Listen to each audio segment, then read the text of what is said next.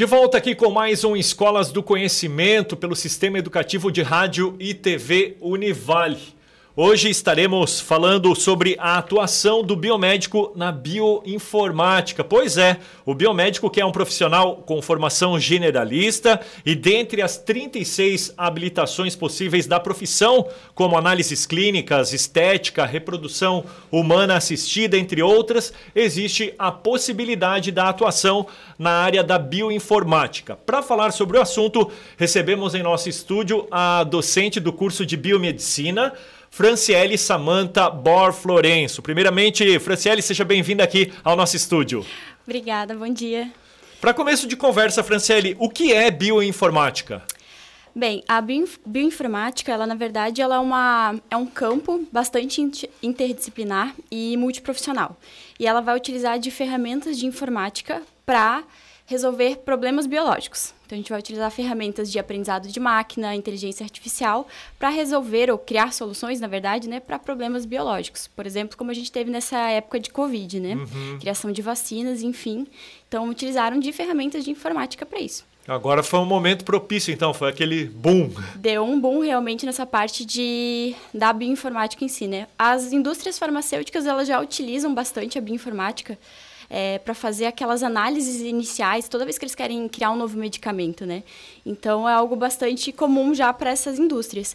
Só que durante esse tempo de pandemia, onde a gente não pôde acessar os laboratórios, o computador se tornou, né, o principal aliado nas pesquisas. E por isso também deu esse grande impacto, né, sobre a bioinformática. Olha só que interessante. E qual é a atuação, Franciele, do biomédico na bioinformática? Bem, como eu tinha falado, a bioinformática ela é um campo para todos, é multiprofissional. O biomédico ele vem mais nessa parte biológica das patologias, das doenças, né? Ou criando novos medicamentos. Então, a atuação do biomédico, basicamente, nós vamos manipular programas, enfim, criar códigos também, né?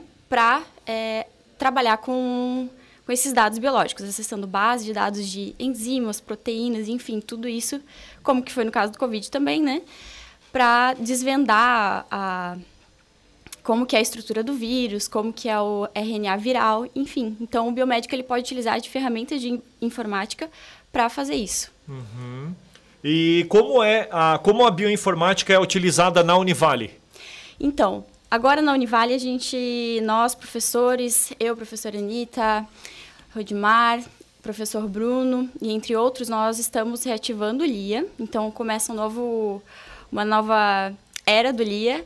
E a gente quer concentrar essas análises de bioinformática nesse núcleo, né? nesse grupo.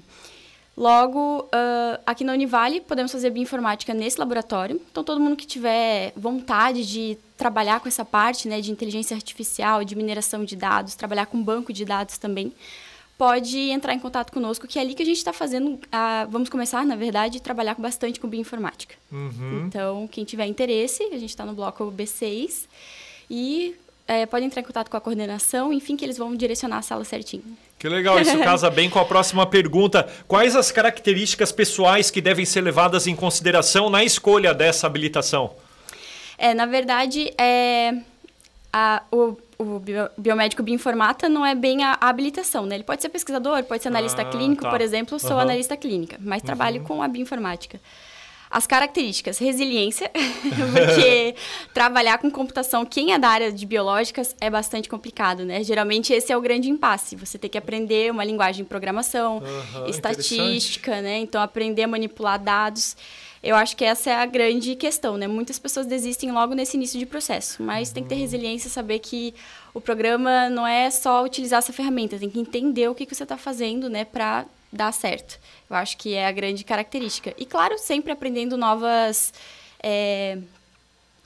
conteúdos, né? Porque ele tanto trabalha a parte de computação, de programação, como a parte biológica, como a parte de estatística. Então, tem que estar sempre nesse meio termo aí.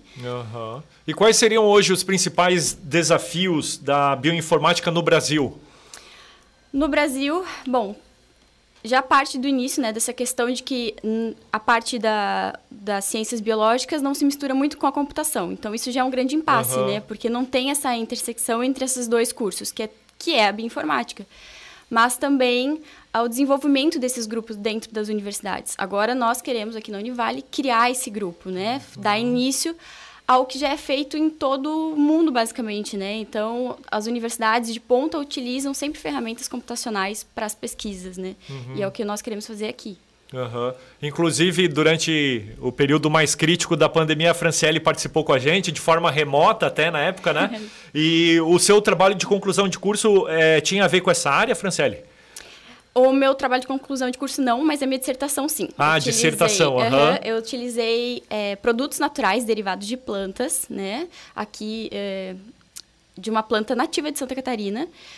Todos esses compostos químicos isolados da planta, da casca, da folha, enfim, eu tentei ver se tinha a possibilidade disso ser um novo anti-inflamatório. Então, eu peguei essas estruturas químicas, rodei num programa frente à COX-2, que é utilizada, né? É uma enzima que é responsável por gerar toda a inflamação, que é edema, né? A dor, o inchaço. E aí eu queria bloquear isso. E eu queria ver se esses compostos poderiam fazer isso. Antes de testar em animais, antes de fazer in vitro, nós fazemos essas análises em sílico, né? Isso é racionalização de pesquisa. E fiz toda essa triagem em todos esses compostos e alguns deram resultados bem interessantes, mas claro, né? Não substitui, tem que continuar utilizando, né, novos métodos como teste in vitro, in vivo, enfim. Mas a minha parte inicial foi essa, foi criar esse banco de dados dessas estruturas e tentar ver se alguma poderia possivelmente inibir essa enzima, né, bloquear essa enzima. Dá pra ver que tu fala com paixão, assim, o biomédico tem que gostar do que faz, né? Porque, como tu disse, tem que ter bastante resiliência, né? Bastante. Né? E é importantíssimo, né? Cada vez mais, né? Essa pandemia mostrou isso pra gente também, todo esse trabalho, né? E interagindo com essas novas tecnologias também, né? Exatamente. Nesse período de pandemia, na verdade, foi bastante interessante porque, a exemplo do Covid, né? Muitas universidades fizeram triagem, que a gente chama, tentar avaliar grandes bancos de dados de estruturas químicas para tentar encontrar novos medicamentos, fármacos, na verdade, para criar uma vacina contra o Covid.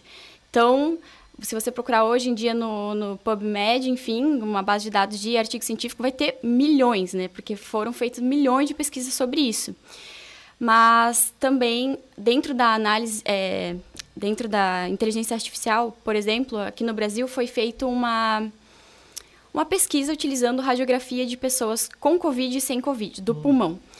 E dentro disso, a inteligência artificial conseguiu prever, né, dizer se era ou não era Covid, pela essa radiografia, em 80% dos casos ele teve um acerto. Então, de 5 mil pacientes, 80% ele conseguiu fazer essa previsão correta do diagnóstico de Covid. Então, utilizaram ferramenta dentro de um hospital para fazer isso.